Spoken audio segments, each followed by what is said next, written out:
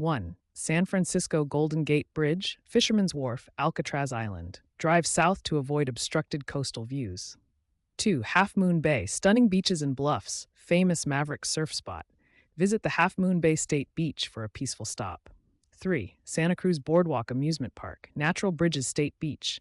Try some local seafood and watch surfers at Steamer Lane. 4. Monterey Cannery Row, Monterey Bay Aquarium, 17-mile drive budget time for the scenic drive through Pebble Beach.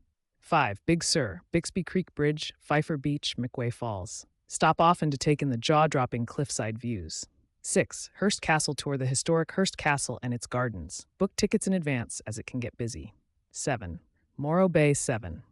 Morro Bay iconic Morro Rock, quiet beaches, kayaking.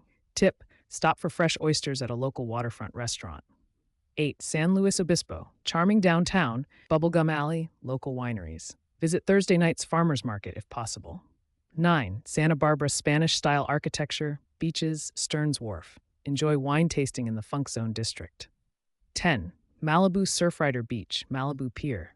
Have lunch at one of Malibu's oceanfront restaurants.